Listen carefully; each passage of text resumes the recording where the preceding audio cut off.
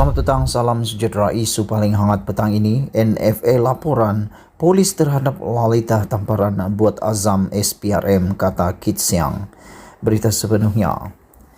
Pemimpin veteran DAP Lim Kit Siang menyifatkan keputusan polis mengklasifikasikan laporan yang dibuat SPRM terhadap pemberi maklumat Lalita Kunaratam Natnam di bawah NFA tiada tindakan lanjut sebagai tamparan kepada Ketua Pesuruhjaya SPRM Azam Baki dan SPRM.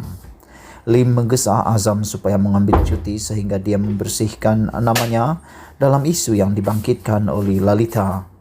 Tindakan polis telah menguatkan hujah bahwa Azam perlu bercuti sehingga dia dapat membersihkan namanya daripada dakwaan konflik kepentingan yang dibuat terhadapnya pada akhir Oktober tahun lalu, kata ahli Parlimen Iskandar Putri itu dalam satu kenyataan hari ini.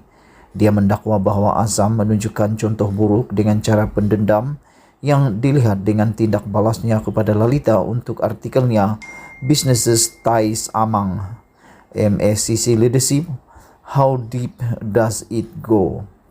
Lim memetik ulasan wartawan veteran R. Radiswaran di Malaysia kini yang menegaskan bahwa bertanya soalan mengenai maklumat yang tersedia secara umum tidak menjadi kesalahan. Mengapa Azam menyaman Lalita kerana memfitnah dan bukannya menunjukkan contoh awam dalam melindungi hak pemberi maklumat, soalnya. Lim berkata dia telah mengemukakan soalan supaya perkara itu dapat dibahaskan di Parlimen apabila ia bersidang semula pada 28 Februari. Semalam, Pengarah Jabatan Siasatan Jenayah Bukit Aman Abdul Jalil Hassan mengesahkan status NFA pada laporan polis 9 Februari yang dibuat terhadap Lalita di Balai Polis Daerah Sentul oleh pegawai SPRM. Untuk makluman anda, laporan yang dibuat di Sentul Balai Polis oleh pengadu telah ditanda sebagai NFA kerana ia tidak berkaitan dengan kes yang disiasat oleh Unit Siasatan Jenayah Sulit Bukit Aman, kata Jalil kepada Malaysia Kini.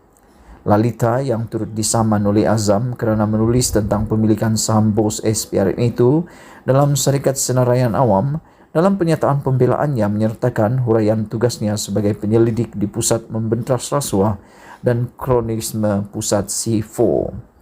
Pegawai yang membuat laporan itu memetik kenyataan yang dibuat oleh Pusat C4 bulan lepas yang menjelaskan Lalita telah berhenti menjadi pekerja di Pusat C4 sejak Disember 2020.